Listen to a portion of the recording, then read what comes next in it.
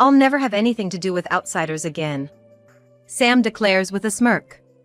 "What are you talking about?" I exclaim in an absurd voice, completely unprepared for Sam's remark. "Well, I heard from Agnes, but you're not Agnes's mom, right? You're an outsider, aren't you?" While I am dumbfounded, Mabel stands up, slamming her hand on the desk. "Enough is enough. What the heck are you? Dad, are you really okay with letting your daughter marry such a rude person?" Mabel, her face red with anger, launches into a tirade. Before I can get angry, my daughter is outraged, and Kay answers with a troubled look. "Mabel, calm down. Don't interfere any more than this." I embrace the excited Mabel's shoulder and glare at Sam. "All right." Sam responds with a smirk to my words. "Agnes, you're lucky. This outsider won't bother us anymore." The supposed-to-be fun dinner party is ruined by Sam. Mabel, who was looking forward to the family getting together for the first time in a while, finally bursts into tears. But neither Agnes nor Sam seem to care. I'll never have anything to do with people who hurt Mabel like this again. Even if Agnes defies me, she is still my daughter. I don't want to upset Agnes, but I can't forgive the two for making Mabel feel this way. As long as they treat me like an outsider, I have my own thoughts. Agnes and Sam couldn't have imagined that at this moment, they would lose everything. My name is Yolanda, and I'm 48 years old. I work as an office clerk in a friend's company. I currently live with my husband and 2 daughters, 4 of us in total. My husband Kay is 1 year younger than me, 47 years old. Before marrying me, he had a previous wife. The 2 daughters are not my biological children, but were born to Kay and his ex-wife. The elder daughter, Agnes, turns 28 this year, and the younger daughter, Mabel, is 25. When Kay and I got married, both officially became my daughters. When I met them, both were in elementary school. Having separated from their mother at a young age, the girls and I quickly became close. Kay had told me that after their marriage, the girl's mother repeatedly cheated on him. Even after Mabel was born, the bad habit showed no signs of stopping, and Kay, troubled, eventually divorced her. Busy with work to support the two, Kay could only do the minimum in raising them. Their meals often consisted of frozen food or noodles, and I tried to cook as much as possible. I also bought girl-like clothes for them and visited them as much as I could. As life went on, Kay and I decided to get married. Even while dating Kay, my parents were against it. I knew the difficulties of marrying a man with children. But I left home in a way similar to running away to be with Kay. At first, the joy of spending time together as a family of 4 outweighed the hardships. But as we got used to each other, the reasons for my parents' vocal opposition to this marriage became clear. The daughters, who used to see me as an older sister, couldn't accept me suddenly becoming their mother. They didn't take me seriously, and when Kay was away, they did whatever they wanted. But if I scolded them too much, Kay didn't like it and blamed me. "You're annoyed with them because they're not your blood, aren't you?" I was deeply hurt by such remarks day after day. With each occurrence, the fact that Agnes and Mabel were not my biological children weighed heavily on me. Though my relationship with Kay had its ups and downs due to how I interacted with the daughters, we never had a major rift. On the other hand, my relationship with them increasingly troubled me. As she grew up, Mabel, who was a tomboy as a child, became more supportive of me. She often helped with housework and started to treat me more like a mother than before. However, as Agnes grew older, she came to detest me. It could have been her age, but she didn't accept me as her mother. Kay's consistent response was "it can't be helped," and he never scolded Agnes for her defiance. Seeing this, Agnes probably didn't think she was doing anything wrong. Mabel, upset by this, had reprimanded Agnes several times, but Agnes's attitude towards me never improved. As she became a high school student, Agnes began to openly attack me. "You're just an outsider, can't you stop bossing me around? Who do you think you are?" So annoying. When I accepted them as my daughters, I braced myself for some difficulties, but at this rate, Agnes will never recognize me as her mother. "Hey, seriously, isn't that too much? If you don't say something, we'll always be like this. Feeling the gravity of the situation, I repeatedly consulted with Kay, but he always took Agnes's side. It's only natural she can't accept you as her real mom. Why don't you try to understand that? By this time, Kay had also started openly attacking me. I understand he loves his daughter, but isn't it a parent's job to scold her when necessary? As I feared, Kay's leniency only worsened Agnes's behavior. She stopped attending high school regularly and often didn't come home. Even when Mabel somehow got in touch, Agnes would just dismiss her with "I'm with my boyfriend." It's unacceptable for a high school girl to stay over at a man's place. Even when Mabel handed me the phone, Agnes wouldn't listen to a word I said. I hesitated to tell Kay, fearing he would be shocked, but I had no choice but to discuss it with him. However, instead of helping, Kay lashed out at me. It's your fault Agnes turned out this way. Kay was losing it, but Mabel put a stop to his attacks on me. Dad, enough already. Mom has warned us many times, but you never said anything, did you? Kay seemed to realize this too. Rebuked by Mabel, he clenched his fists in impotent rage and slammed the table. After that, Kay continued to turn a blind eye to Agnes's actions, deceiving himself. Mabel and I could do nothing as Agnes ended up dropping out of high school. Agnes rarely came home, and even Kay didn't clearly know what she was up to. The family was falling apart, but thanks to Mabel, Kay and I managed to stay together. Time passed, and one day, when Mabel turned 25. Mom, Agnes is getting married. Mabel murmured as she returned from work. Agnes hardly came home since then, but Mabel regularly checked up on her. Agnes never had a stable job, but she always had a boyfriend. Now, she is finally settling down. Though we'd grown apart, I was happy to hear the good news about our family. When Kay heard about Agnes's marriage, we laughed together for the first time in a long while. Moreover, Agnes contacted us, wanting to bring her fiancé over for a direct conversation. Mabel seemed most relieved by this news. She hoped that improving relations with Agnes would mend my relationship with Kay. Despite everything, we might laugh together again like we used to. A faint hope filled my heart. A few days later, Agnes came home as promised. It had been about a year since she last came, so it was a rare family gathering. Beside Agnes stood her fiancé, dressed in a suit. "Nice to meet you. I'm Sam, dating Agnes." Sam seemed serious, but he avoided eye contact with me, focusing only on Kay and Mabel. I apologize for the concern caused by Agnes not returning home. Sam had been dating Agnes for about 2 years, but indeed, during these 2 years, we hardly saw each other. Agnes and Sam, acting as if I were invisible, followed Kay into the living room. Noticing their behavior, Mabel frowned and looked at me. Mom! Mabel seemed about to say something, but I took her hand, stopping her, and followed the three into the living room. We sat across from Agnes and Sam, with the table between us. For today, I had splurged on feasts, and we started chatting. Dad, Mabel, it's been a while. Agnes said, still intentionally ignoring me. Agnes, have you been ignoring Mom this whole time? Mabel got upset with Agnes's attitude. Oh, you're here. Agnes laughed artificially, and Sam, sitting next to her, joined in. Mabel was about to say more, but I stopped her. Mabel, let it go. Mabel's mouth moved as if to say but I cut her off. Anyway, we're here today to discuss with Dad. As if our exchange hadn't happened, Agnes turned to Sam. Urged by Agnes, Sam straightened up and spoke. I apologize for the late greeting, but I will be marrying Agnes. I promise to make her happy. Sam looked earnestly at Kay as he spoke grandly. Despite her being this way, I hope you'll be kind to her. At Kay's words, Agnes and Sam joyfully held hands. Actually, there's something we want to say. Agnes prompted Sam to continue. We will have nothing to do with outsiders anymore. Looking directly at me, Sam stated this with a smirk. What? What are you saying?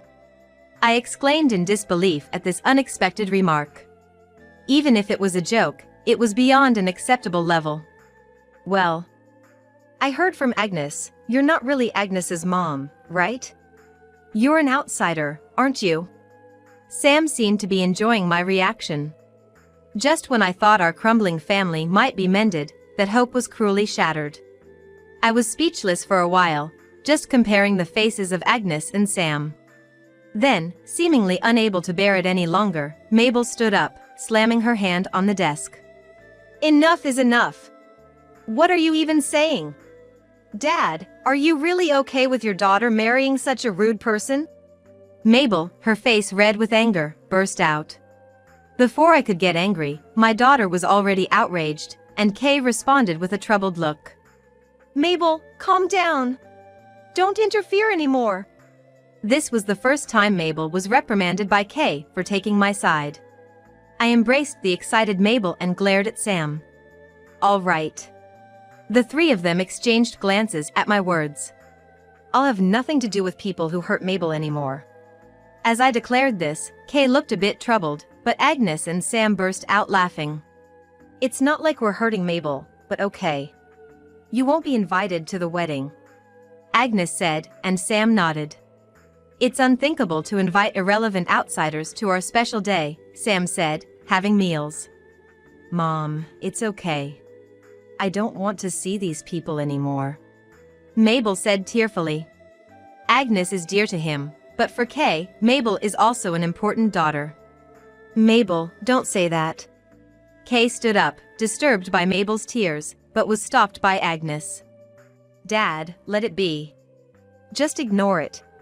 Kay, offered a drink by Sam, reluctantly picked up the glass, still concerned about us. I spoke to Mabel and left the living room. Mabel continued to cry, clearly shocked. The chatter of the three continued in the living room, but Mabel and I got ready and left the house. I took Mabel to my parents' house, where they had been quietly watching over us since my marriage to Kay. It felt wrong to turn to them only in times of need, but they were the only ones I could rely on now. Sorry for visiting you suddenly. My parents, surprised to see Mabel and me after so long, welcomed us with smiles. Seeing Mabel's continued tears, my mother seemed deeply pained. After explaining the situation in the living room, both my parents urged, "Stay here for a while." Mabel wanted this too, so we gratefully accepted their kindness. Kay kept calling, so I sent a short message to reassure him of Mabel's safety. Despite scolding Mabel at that moment, it seemed he was still worried about his daughter. Mabel, feeling betrayed by Kay siding with Agnes and Sam, couldn't forgive him. "I don't want to talk to Dad," she said, with no intention of returning home. While Kay was away at work, Mabel and I packed our belongings and moved them out. We decided it was best to live apart for a while, even if we didn't divorce. Although Kay didn't apologize to me directly, it seems he was reflecting on Mabel's attitude. However, it also appeared he had no intention of blaming Agnes or Sam. As time passed, the date of their wedding was set, and the day arrived. Mabel, having been begged by Agnes and Kay, reluctantly agreed to attend the ceremony. "Mom, I really don't want to go." Mabel kept complaining until the last moment, but I persuaded her. "They said they would have nothing to do with outsiders, right? I want you to see them realize the meaning of their words." With my meaningful words, Mabel, though still hesitant, agreed. "If you say so, I'll go. But I'll never forgive Agnes and that guy." Mabel dressed up and left for the ceremony. Upon arriving at the venue, Mabel was greeted by Kay at the entrance. "Mabel!"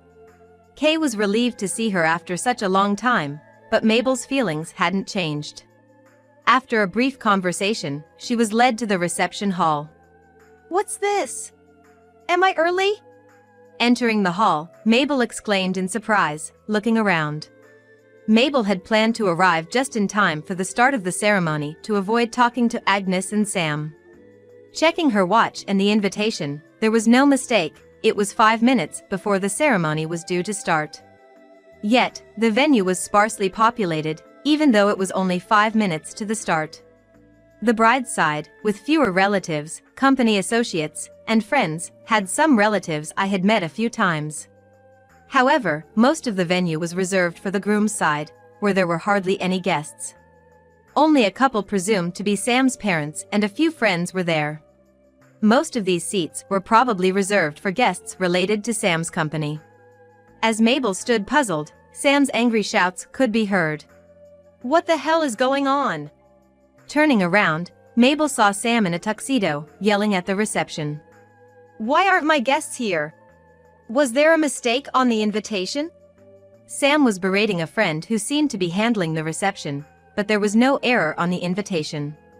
Meanwhile, Agnes looked worriedly from the dressing room. As time passed the scheduled start, the venue became increasingly chaotic. Mabel, confused about what was happening, suddenly realized.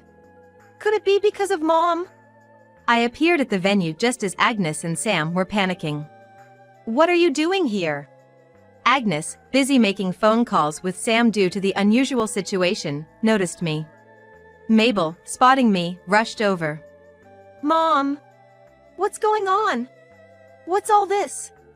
Mabel bombarded me with questions, puzzled by my presence and the absence of guests. Did you do something? Noticing our exchange, Sam approached us, confronting me. Don't come any closer. Since you said you'd have nothing to do with outsiders, I made sure to decline the company of people who are also outsiders. I rebuked Sam, causing him to stop in his tracks, but he opened his mouth with an angry expression. What are you talking about?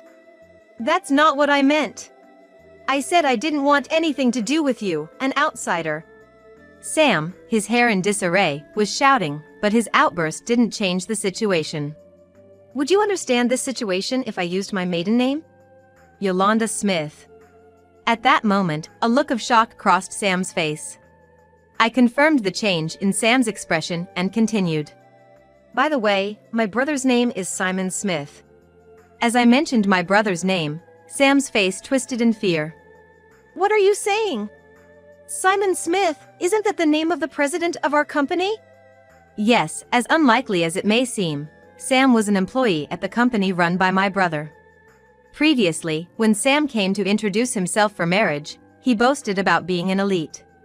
At that time, he revealed that he worked at a major trading company managed by my brother.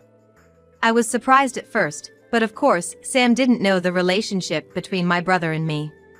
However, when Sam declared he would have nothing to do with me in the future, I decided to do this. When Mabel and I left the house, I consulted with my parents and confided everything to my brother. My brother was surprised, but said that Sam wasn't the elite he claimed to be and didn't know much about him. Later, after my brother inquired among Sam's colleagues, it turned out that Sam was mistaken about his abilities, thinking he was capable because those around him were excellent. He seemed unaware that he wasn't well regarded by his colleagues. Oblivious to this, Sam confidently invited many company associates.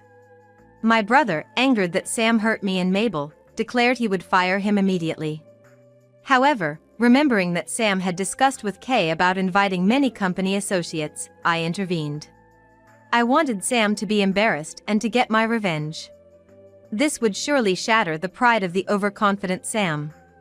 It would be a humiliation in front of Agnes. My brother agreed with my plan. As they wished, they would have nothing to do with me and my family, who are outsiders, from now on. Sam and Agnes were speechless upon knowing everything. Kay knew my brother ran a company, but it was unbelievable to him that it was Sam's company. You did this on purpose, just to embarrass me. Sam glared at me, his face pale. It's all your own doing, isn't it? Looking down on people, hurting them, and now what are you saying? I raised my voice at Sam's victim-like tone. I really didn't want to do this. Neither my brother nor Mabel wished to ruin the future of Agnes, my daughter. Tears naturally started to flow as I thought about it. Mom. Mabel gently placed her hand on my shoulder, filled with unresolvable feelings. Yolanda, leave the rest to me. I turned around at the sudden voice to see my brother standing there. Boss! My brother glanced at Sam, then addressed Agnes. Do you remember me?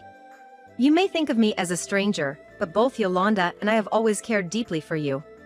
My brother continued with a sad expression.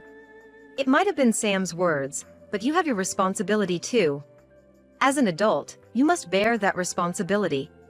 Agnes, still in her wedding dress, looked downcast. Sam, needless to say, you'll be leaving the company. Being a company-initiated resignation, you'll struggle in your job search with this fact. As my brother said, Sam would be questioned about his reason for leaving in future job interviews.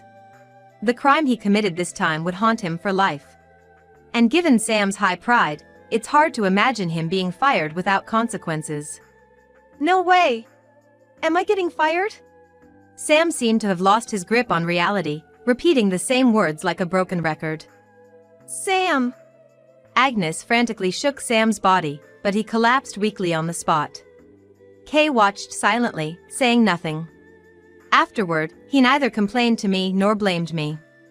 The venue turned into chaos due to the commotion, and neither Agnes nor Sam was in any state to continue the ceremony. I apologized to Sam's parents and friends and explained the whole situation. I thought Sam's parents would blame me and my brother, but they were furious at their son's actions and repeatedly apologized to me and Mabel. In a semi-hysterical state, Sam wept and desperately pleaded. After consulting with Sam's parents and Kay, we decided to cancel the wedding due to the disturbance. While we were busy, Sam never regained his sanity. Days after the wedding, Mabel and I had been staying at my parents' house.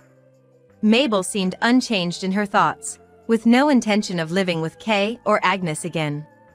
I considered divorcing Kay, but wondered if that would be best for Mabel. I thought for a long time, but no clear answer came.